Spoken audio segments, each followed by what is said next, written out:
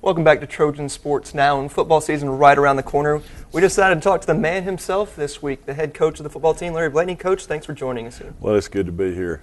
And Coach, as I said, football is right around the corner. I know your guys are just waiting to see somebody else on the other side of the ball. There's no question. Practiced against each other for a long time now, and we got a week and a half here to try to finalize plans and get ready for UAB, which is our target, certainly opening game at Legion Field, 11 a.m.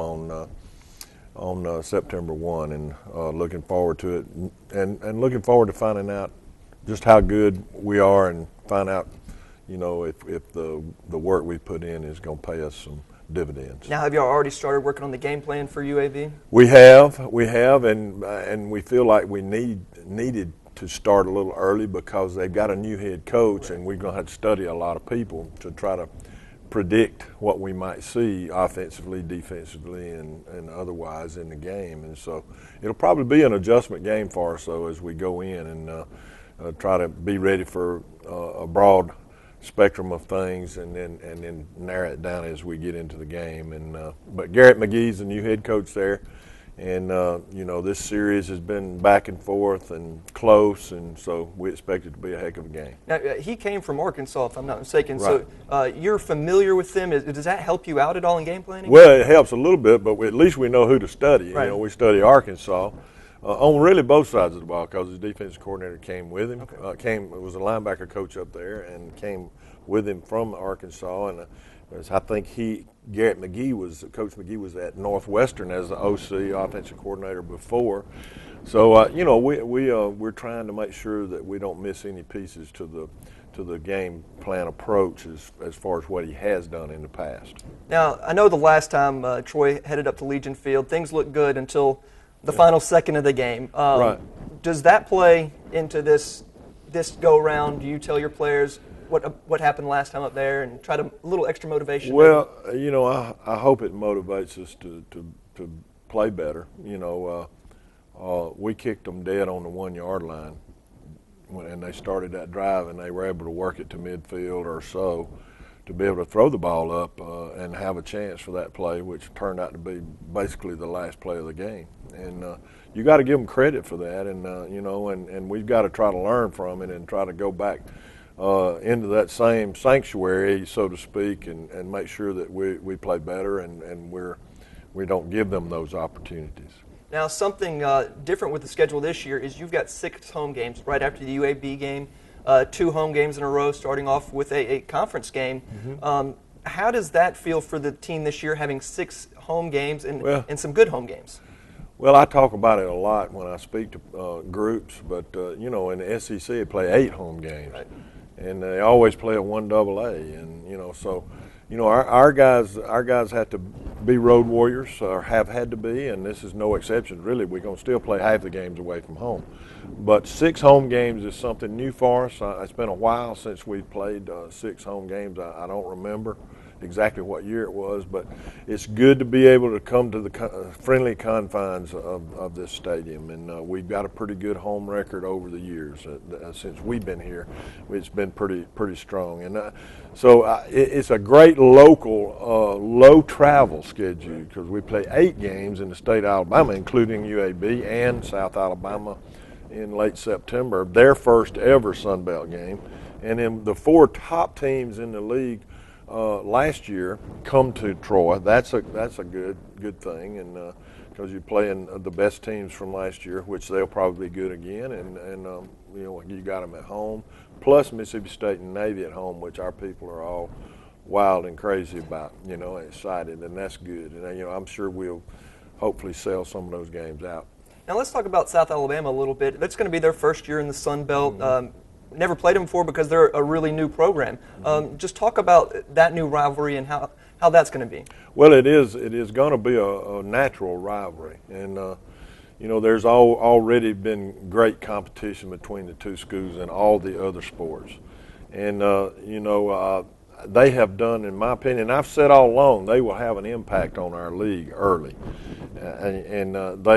Joey Jones is their head coach. He's got a great reputation. He's hired good coaches. And I think the way they went about this thing, they built some great facilities in football. They got a great stadium that's been afforded to them there for a period of time. I'm not sure how long, but they have played people that they knew they had a great chance to beat the first 18 games of their history, right, and won every one of them. So what did that do? That created a fan base. Everybody wants to be a part of that, And so I think it's a very wise thing that they did, and the way they have approached developing their early stages of program has set them up to be successful early, and I think they'll be a factor.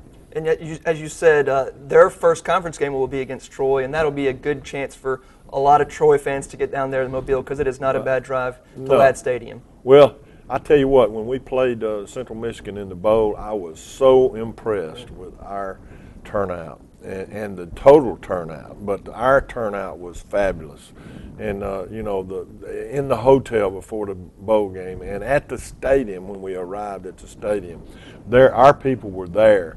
And I've called it fellowship so long it's become a term almost. But I think our fellowship is growing now. Last year didn't help our fellowship a whole lot, and when you don't win, and that's something that'll drive a coach crazy, and it drives our people crazy, and I hope that we can certainly turn that around. Now, are you doing anything different with this year's team from last year's 3-9 season? Are you doing practices any different, speeches any different, anything like that? Well, we went back to the drawing board, so to speak. All of our support people came in to me first in January and said, "Hey, what can we do?"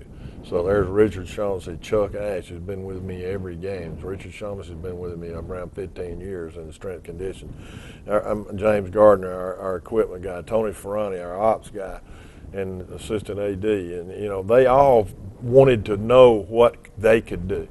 And then we carried that into everybody looking in the mirror and self-evaluating. Coaches, players, everybody. And so we put together a plan. We went through an octagon time, which is a mind over matter, early morning, 8 times in the course of February, right after recruiting's over and right before spring ball. And we got great response and great work out of that. Our accountability challenge is something we've always done. We put coaches on each team this year, and that accountability challenge produced a lot of good things. More hours of community service than we've ever had produced. And, just a lot of positive stuff. And spring ball was good. Recruiting was good. Even though we had a negative season, we turned it into a momentum changer for us to work harder, get better, and hopefully we'll see some results of that.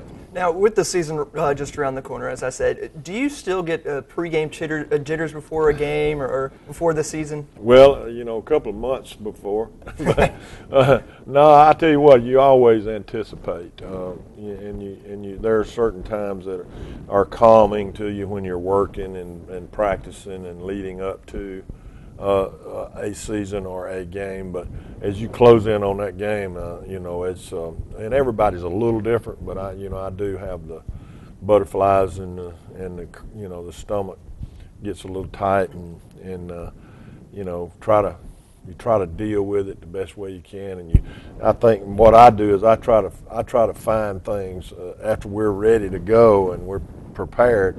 I try to find things to distract me, and it might be a TV show, it might be go to a movie, or it might be read a book, or it might be something else. All right, Coach. Well, one other thing that recently happened to you is you were inducted into the inaugural class of the Troy Hall of Fame. Just talk about that honor. Well, I'm very, very honored, number one, and I was excited about it, and felt very blessed to be in the inaugural class. But after, and I had not been in the arena until that night. And when I walked in that arena and saw what all the work it had been done in that beautiful place, and I know that there's the Tony Ferrani and James Gardner Jamal Smith and all of our managers and all of our video guys, and everybody had put a lot of work into preparing for the evening. Yes. And when I walked in that place that night, it was a phenomenal view, and it was really a great experience for me as an inductee. They did it. The program was set up perfectly. You guys did all of our acceptance talks, and we didn't have to do anything but enjoy the night and visit with our people. And it was a great Troy reunion. Well, congrats on that. And we're going to wrap this interview with 5 fun questions for you. We're going to start it off with your favorite movie. My favorite late movie is Hope Springs. Okay, why is that? It's just my age group. Basically, I enjoyed the two actors, and the 3 actors really. Steve Carell was also in that movie. But my wife and I went to it together and sat through it together, and I think it really reinforced some things for us as folks who've been married a good number of years, and hopefully refreshed us a little bit. Favorite food? Oh man, I like everything. I was raised in a small town and had access to a lot of vegetables over. But I like everything. Probably my favorite is maybe meatloaf. Okay, meatloaf. Favorite music you like to listen to? Well, I'm a country and western more. I don't get, and I like some bluegrass, but I don't. I'm in the middle, and I like some rock, classic rock, and some of the music that I grew up on, and but I'm pretty easy to please musically. All right, the last book you read? Well, I'm reading Unbroken, which you and I talked about. Unbroken is about a guy and that grew up in Jersey, I think, and wound up being in World War II, flying a bomber, crashing in the Pacific, had to fight off sharks for 40-something days, and now he's in a POW camp now. I'm trying to finish reading it right now because it is a gripping story. Right, it is a great book. And what do you like to do in your free time when you can just get away from the football complex, just be alone? If I had my druthers, I'd be on a golf course. Okay. Playing golf. All right. Well, Coach, good luck on the upcoming season, and thank you for joining us here today. Thank you very much. All right, stay tuned for what's coming up this week in Troy Sports.